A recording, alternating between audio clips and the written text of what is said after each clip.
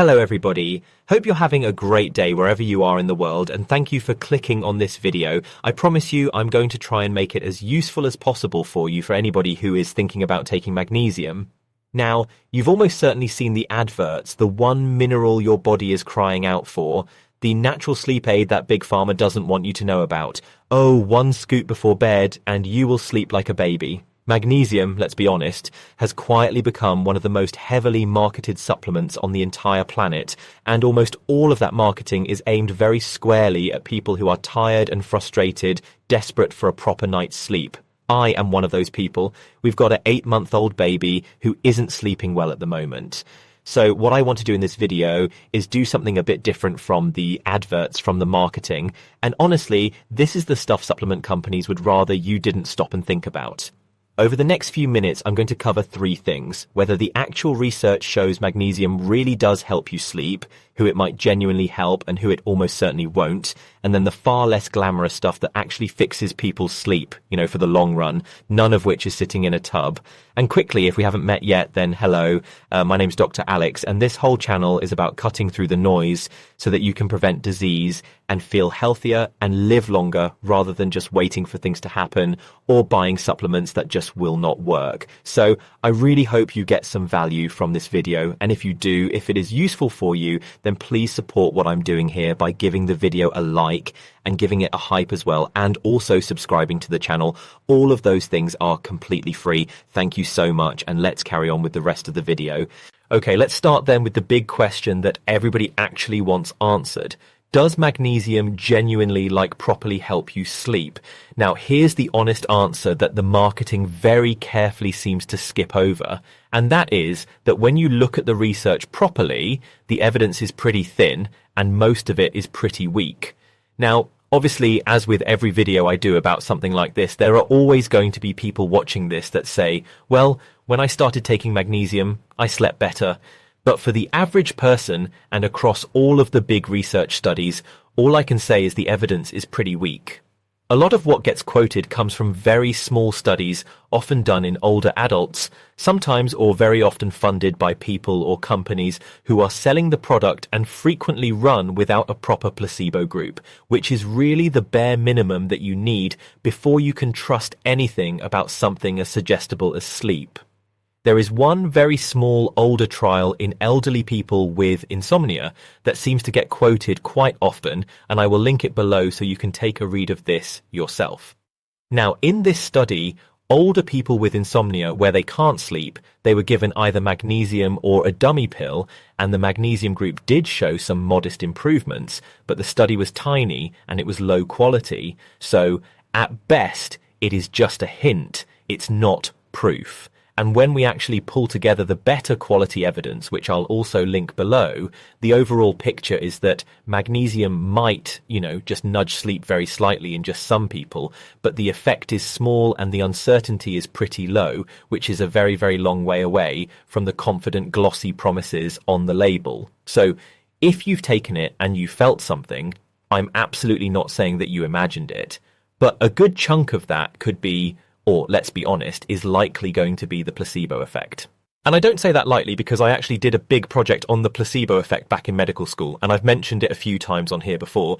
The bottom line is that if you take something fully expecting it to work, there is a very good chance that you will feel it purely because you are expecting to feel something. There is a striking bit of research where patients after surgery were given a plain saline injection, just normal saline, essentially just salt water, but they were told it was morphine. And the pain relief that those people got was actually stronger than in patients who were given real morphine, but told it was an inactive fluid that wouldn't do much. So, in other words, if you're following this, one of the most powerful painkillers that we have worked considerably less well when people didn't believe in it than plain water did when they did believe in it. That is how powerful expectation is. So when the supplement marketing promises you the world, a lot of what people feel is that a very same expectation effect quietly at work, plus the simple fact that you've built a calming little bedtime routine around taking it. Which, let's be honest, if you've spent £40 on a supplement, you're probably going to do some other things around it as well. It's probably those other things that are working. And the thing is, the things that actually work, they are completely free. They don't cost you £40 a month and come in a bottle. Now, I don't just want to throw magnesium just completely out the window at this point, because there is a real mechanism that's worth understanding. So, the fair question is this: is there anybody that it genuinely helps? And the answer is yes. Possibly. And it comes down to one word, which is deficiency. Magnesium really is essential. We need it. If you didn't have magnesium in your body, you would die. It is involved in hundreds and hundreds of different processes in your body, including calming your nervous system, because it helps to keep the balance between your brain's go signals and your brain's, settle down signals. So, in theory, if you are low in it, you can end up a bit more wired and restless than you should be. And if you are genuinely deficient, then topping it back up can make you feel better across the board, sleep included. The thing is, though, certain groups are far more likely to run low. So people with poorly controlled diabetes, people with gut conditions that stop them absorbing it properly, heavy drinkers, and people on certain long-term medications that just flush it out of your system. So if that sounds like you, it is worth having a proper conversation with your GP, your family doctor. Although, and this is the important bit, a standard blood test can actually be quite misleading with magnesium, because less than 1% of the magnesium in your whole body is floating around in your blood, while the rest of it is tucked away inside your cells. Your muscles, your bones, and your body work so hard to keep that blood level steady that a test can actually come back perfectly normal, even when your tissues are genuinely running low. Now, I've done an entire video on that specific point a few weeks ago if you want to check that out, but the short version is you don't want to be leaning on a blood test alone. Pay just as much attention to your symptoms and your diet. And on diet, specifically for the average person, eating a reasonably varied one, true deficiency just isn't that common in these sorts of people, because magnesium is sitting in a lot of very ordinary whole foods that we eat day to day. Things like leafy greens and nuts and seeds and beans and whole grains, and food is by far the best place to get it. Now, really quickly before I forget this point, if you're going to supplement anyway, regardless of what anybody tells you, then the cheap and common form, which is magnesium oxide, is really poorly absorbed and mostly famous for loosening your bowels. So that's magnesium glycinate or citrate. Those are the ones that are probably safest for you if you're just going to take this anyway. And that leads me on to the question that actually matters most in conversations like this, and it's the one that the whole supplement industry is very much hoping that you will never stop to ask. Why aren't you sleeping properly in the first place? A supplement can only ever paper over a cause, and the real cause of a bad sleep is almost never ever missing a mineral. Let's be honest. If you are struggling to sleep, it won't be in most cases, it won't be because you are deficient in magnesium. It will be things like caffeine drunk too late in the day. And caffeine is fascinating because it works by blocking the very signal in your brain that builds up across the day to make you feel sleepy. A bit like somebody quietly holding the off switch so you can't properly wind down. And it hangs around for ages in your system. So if you have a coffee at 3 o'clock or 4 o'clock p.m., then there is still going to be a big amount of that caffeine left in your system at 9 o'clock or 10 o'clock at night. And then we've got alcohol, which is a really, really sneaky one, because yes, it knocks you out faster, and many people say, I can't sleep without it, which is a bit concerning. Or, oh no, when I have a few drinks, I have the best night's sleep ever. But the thing is, you fall asleep quicker with alcohol, but then, it spends the rest of the night quietly dismantling your deep and your dreaming sleep, which is exactly why you can be unconscious for 8 hours after a few drinks and still wake up feeling like you've barely slept at all.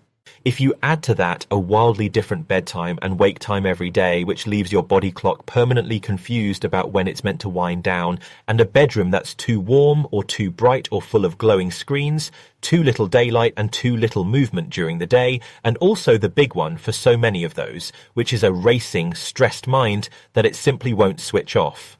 These are the real causes for most people.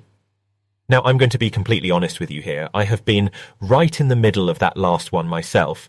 A while back, when George was going through one of his earlier sleep regressions, my own sleep was obviously, as expected, completely wrecked for weeks. But it was also a really, really stressful time around work as well, and the farm renovation. So Financially, everything was just really, really stressful around that time. It actually, my sleep got bad enough that I had my first ever migraine in the middle of a work hours, where these strange wiggly lines were appearing in just one eye, and then I couldn't see properly. Then I had a thumping headache and I felt nauseous for hours and hours.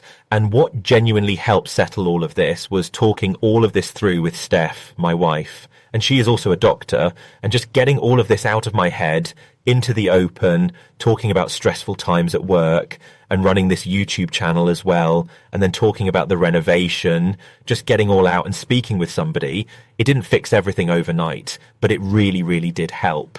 So I guess the point I'm making here in this rambling is that if you are stressed about something, and that's the reason why you can't sleep, a problem shared is very often a problem halved.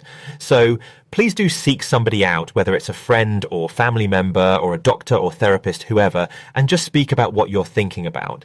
So what would I honestly do before spending a single penny on a supplement? Well, the first and most powerful thing by a country mile is to anchor your wake time, which is, the time that you wake up.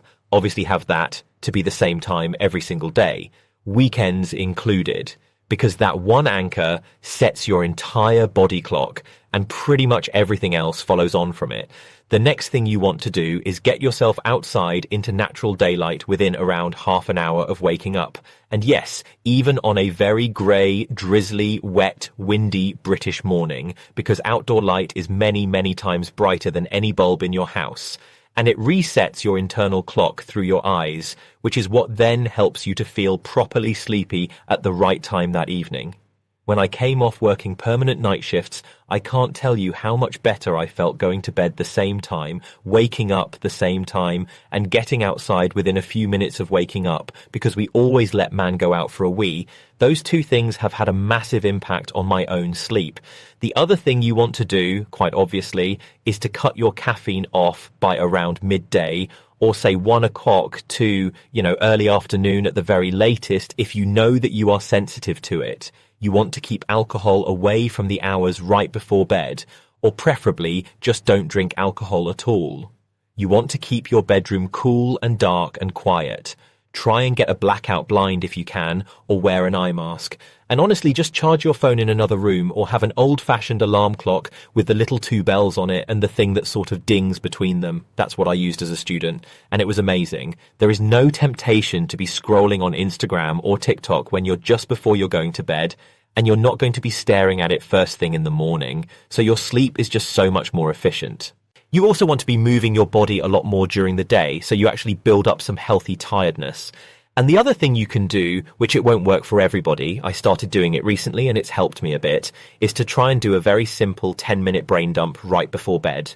Literally just writing down tomorrow's worries and your to-do list for the next day down onto paper, not on your phone, but with a paper and pen, which, going back to my own story, is exactly the kind of thing that helps, try and dampen down that mental churning that keeps you awake. Now, these are the very same tools that proper sleep medicine actually leans on. And honestly, this is where the whole magnesium pitch very quickly falls down, because if you've genuinely done all of these things and you still cannot sleep, then this is the point to actually sit down with a doctor and properly explore what's driving it. Both the physical causes like sleep apnea and the psychological causes like stress or anxiety or low mood, rather than reaching for another tub off the shelf. And I mean this genuinely, you deserve proper time for that. You deserve a real examination and a full workup, not just a rushed few minutes where they book you in for some bloods and check that there's nothing abnormal. You deserve a proper consultation with a clinician, because in my view, struggling with your sleep matters, every bit as much as struggling with your weight or your blood pressure or anything else that we take seriously. Bad sleep quietly feeds into so many other health problems down the line, so it absolutely deserves that same proper attention. And look, I do obviously completely understand why magnesium sells so well, because it is marketed really hard at people at their most desperate times, and exactly at the point where you cannot get a doctor's appointment when you're exhausted, and a pill that you can buy tonight and take straight away feels like a bit of a lifeline, especially when it says supports healthy sleep. You're going to buy it and take it and hope it just, helps you to zonk out that night. I get why people buy it. But the foundations, unglamorous as they are where the real lasting sleep actually lives. And the best part is that they are free. They do not cost £40 a month.